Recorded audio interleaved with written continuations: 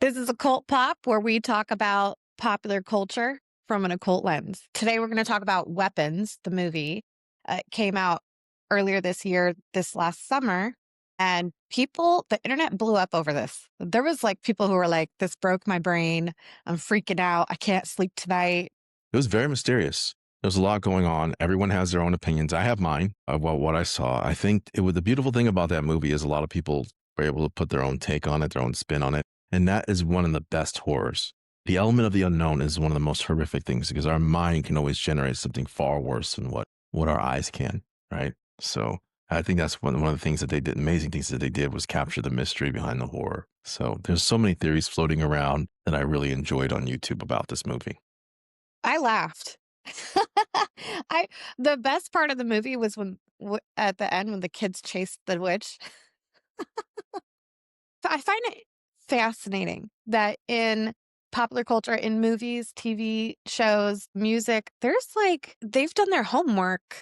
And I know that Hollywood has a lot of occult going on in the background. So they know what they're talking about. When they come out with movies, I feel like sometimes when I'm watching these movies that they're kind of laughing at us. Like they're like, haha, they don't know this shit's real. They think this is entertainment. Yeah. It is part of it. Part of it is it's entertainment, but there's a lot of hidden truths. Like they say, truth is stranger than fiction. Yeah. And I feel like they're putting it out there in front of us saying, this is what's happening, but they hide it well. We want to believe that it's just fiction. It's just a story. Well, we're conditioned to believe it's fiction, right? We're that's part of the veil, right? We're conditioned to believe that things aren't real. Things that go bump in the night aren't real. And then when you see it, it horrifies you and rattles your mind. But yeah, this one, they really did do their homework. You're absolutely right. And there's a history throughout Hollywood. There's a cult history there. Going back as far as Aleister Crowley, right? And then the LaVeys as well. Very powerful, all of them very powerful magicians in their own right, very well versed. But this one in particular, I was very impressed because it wasn't a run-of-the-mill presentation of witchcraft. Rather, this is what I saw from my lens and my training, is that this was Canaanite magic, Canaanite blood magic. Very old, very powerful, ancient magic that the ancient Israelites combated. It was one of the many forms that they had to deal with. And this is one of the reasons why the Bible warns about blood being so important, because the blood has a connection to the spirit, right? This is why they say when the blood hit the ground and the blood cried out, there's a connection to the spirit there. Now, I'm not going to pretend like I know exactly what that connection is. The Bible really doesn't go that far into detail. And I don't know much about blood magic. I really don't. I've read about it briefly in a few grimoires and a few texts and a few mythological books, but I never really went in depth into it, so I couldn't tell you exactly what that connection is, but there is a connection there, and the Bible warns about it. You can see a lot of the arcane laws in effect here, the law of association, the law of contagion, the law of labels, the law of interfaces, a lot of things that were just transpiring here. It really took center stage, but the Canaanite blood match is a very frightening thing. It's crazy how she was able to just turn a little prick of blood and use it to bind someone with the wands that she was able to create. Because that's what I saw. I saw a wand being created from the tree that she was utilizing. That was a special tree too. Yeah.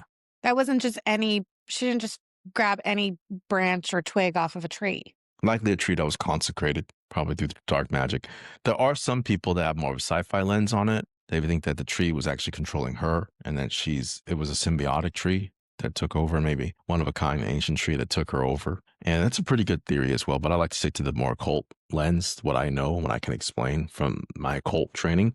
And it seems like the blood was the connection that she utilized, because blood magic uses it as a connection to dominate people. So the magician utilized the blood, put it into the wand, of course, and then use it kind of like a reversed wand that we know in modern magic. So usually a wand is used as it's a tool, but it's used as a limb. You utilize it as an extension of yourself.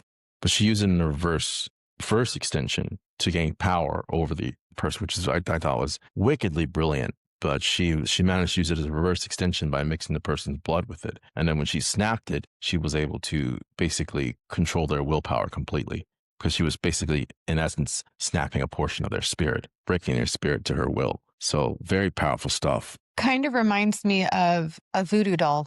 Yeah.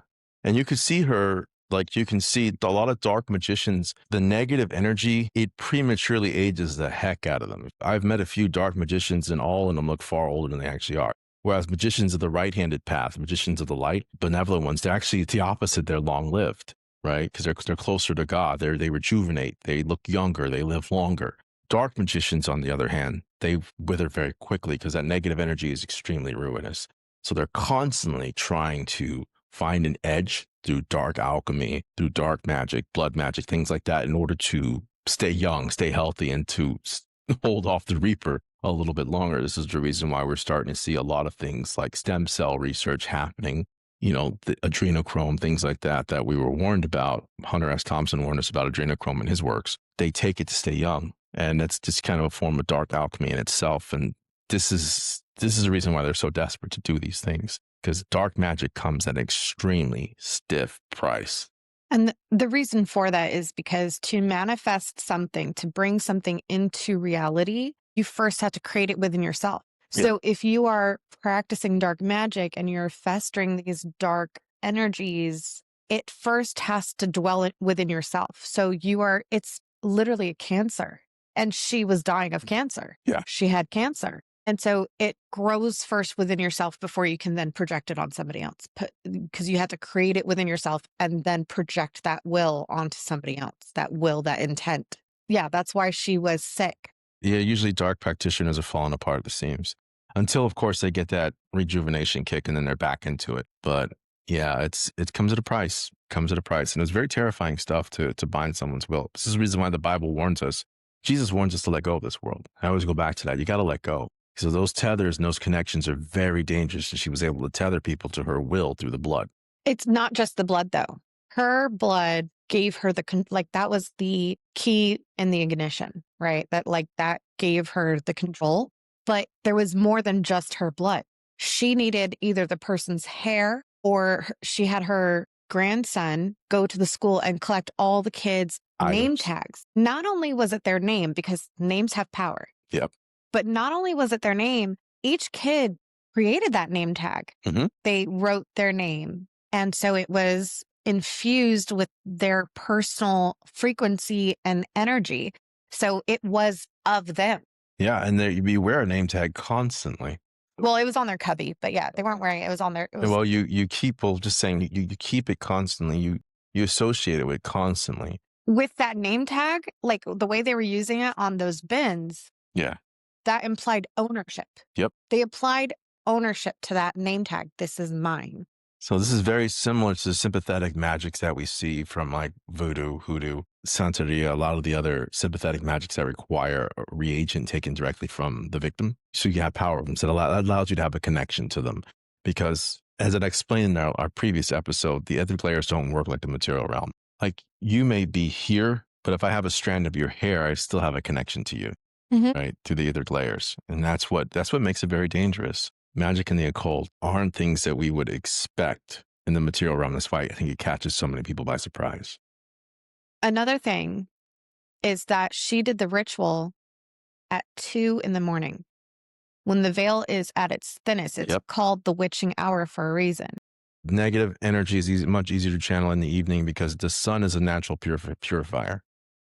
So this is the reason why most of the bad stuff happens at night, because the sun's a natural purifier, naturally eliminates a lot of negative entities and problems. Not all, keep in mind, but it eliminates a great portion. And this is the reason why most incidences happen in the evening. And then she also used salt. She had a line of salt as a barrier. Control. Yeah, as a barrier.